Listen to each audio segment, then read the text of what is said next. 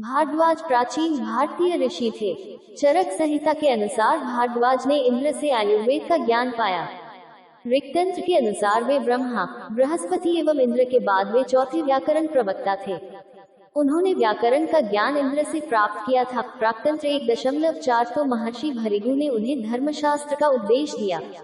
तमसा तट पर क्रौंचवध के समय भारद्वाज महर्षि वाल्मीकि के साथ थे। वाल्मीकि रामायण के अनुसार भारद्वाज महर्षि वाल्मीकि के शिष्य थे। वायु पुराण के अनुसार उन्होंने एक पुस्तक आयुर्वेद संहिता लिखी थी, जिसके 8 भाग करके अपने शिष्यों को सिखाया था।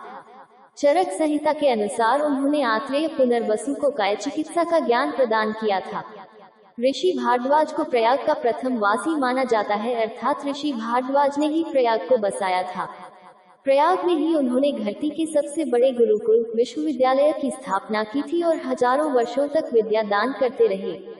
वे शिक्षा शास्त्री, राजतंत्र मर्मज्ञ, अर्थशास्त्री, शस्त्र विद्या विशारद, आयुर्वेद विशारद, विधि वेत्ता, अभियांत्रिकी विशेषज्ञ, विज्ञान वेत्ता और मंत्र दृष्टा थे।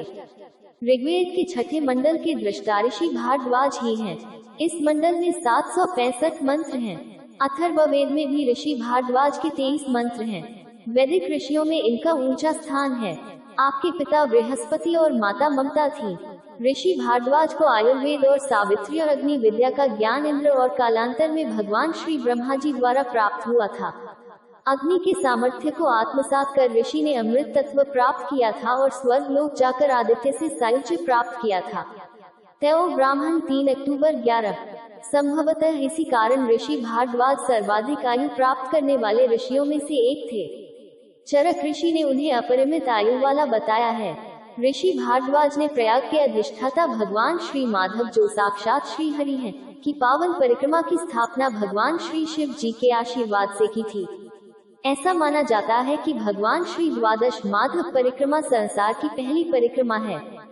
प्रयाग में किया गया कोई भी अनुष्ठान, कर्मकांड जैसे अस्थि विसर्जन, तर्पण, पिंडदान, कोई संस्कार यथा मुंडन, यज्ञोपवीत आदि, पूजा पाठ, तीर्थाटन, तीर्थ प्रवास, कल्पवास आदि पूर्ण और फलित नहीं होंगे जब तक स्थान देवता अर्थात भगवान श्री द्वादश माधव की परिक्रमा न की जाए। आयुर्वेद संहिता, भारद्वाज स्मृति, भारद्वाज संहिता, राजशास्त्र, यत्र सर्वस्व, विमान अभियांत्रिकी आदि ऋषि भारद्वाज के रचित प्रमुख ग्रंथ हैं। ऋषि भारद्वाज खांडल विप्र समाज के अग्रज है। खांडल विप्रों के आदि प्रणेता ऋषि जगाने के लिए ऋषि एक स्थान पर कहते हैं, अग्नि को देखो, यह मरण धर्मा मानवों स्थित अमर ज्योति है। यह अति विश्वकृष्टि है अर्थात सर्व मनुष्य रूप है। यह अग्नि सब कार्यों में प्रवीणतम ऋषि है जो मानव में रहती है, उसे प्रेरित करती है ऊपर उठने के लिए। अतः स्वयं को पहचानो। भाटुल गांव के श्री यादवजी महाराज भारद्वाज गोत्र के थे। उत्तराखंड के उप्रेती और पंचुरी ब्राह्मण भारद्वाज गोत्र ब्राह्मण व बरनवाल हैं। उत्तराखंड के गंगवाल रावत भरद्वाज गोत्र के क्षत्रिय है। पंचुरी ब्राह्मण वैदिक काल से उत्तराखंड में रहते हैं। भारतीय व सनातन धर्मों के लिए ये सप्तऋषियों में से एक माने जाते हैं। 2. पाठक, उपनाम लिखने वाले ब्राह्मण महर्षि भारद्वाज के वे वंशज हैं जिन्होंने उनके द्वारा स्थापित गुरुकुल में पठन, पाठन और अध्यापन की परंपरा को आगे बढ़ाया।